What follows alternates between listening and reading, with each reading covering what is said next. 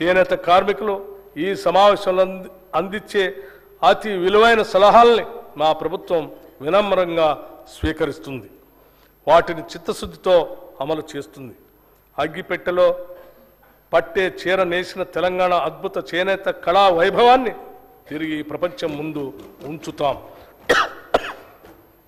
విద్యుత్ రంగం, రైతులకు ఉచిత విద్యుత్ ఇవ్వటం అనేది కాంగ్రెస్ పార్టీ అధికారంలో ఉన్నప్పుడు ప్రారంభించిన విధానం.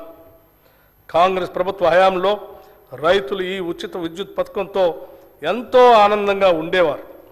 తెలంగాణ రాష్ట్రంలో అప్పటి వరకు కొనసాగిన రైతు ఆత్మహత్యలు ఆగిపోవటానికి ఆనాటి కాంగ్రెస్ ప్రభుత్వం విద్యుత్ విషయంలో అనుసరించిన వ్యూహాత్మక విధానాలే అనే విషయం మేము ఈ సందర్భంగా గుర్తు చేస్తున్నాం.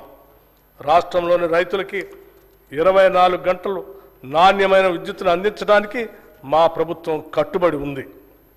రాష్ట్రంలోని అర్హులైన కుటుంబాలకి గృహజ్యోతి పథకం కింద 200 యూనిట్ల విద్యుత్తుని ఉచితంగా అందించేందుకు ఇప్పటికే మంత్రివర్గ నిర్ణయం జరిగింది.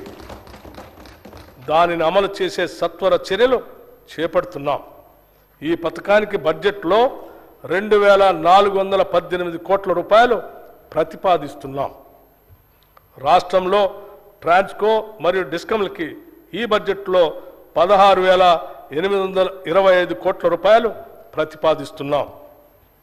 అడవులు మరియు పర్యావరణం, తెలంగాణ రాష్ట్రంలో పర్యావరణ పరిరక్షణకు ప్రభుత్వం విశేష ప్రాధాన్యతనిస్తుంది.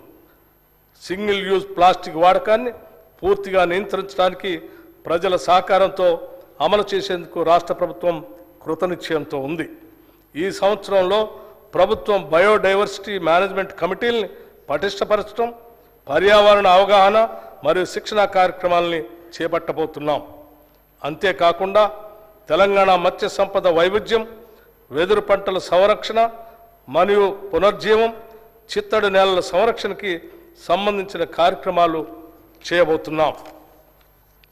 రాష్ట్రంలో అవసరమైన వారందరికీ డబుల్ బెడ్రూమ్ ఇళ్లను నిర్మించి ఇస్తామని గత ప్రభుత్వం చేసిన వాగ్దానాన్ని గాలికి వదిలేసింది. గత ప్రభుత్వం చెప్పిన విషయాలు విని తెలంగాణ రాష్ట్ర ప్రజలు డబుల్ బెడ్రూమ్ ఇళ్లపై ఎన్నో ఆశలు పెట్టుకున్నారు. ప్రజల అవసరాలను, ఆశల్ని గత ప్రభుత్వం వారి రాజకీయ అవసరాలకు మాత్రమే వాడుకుంది.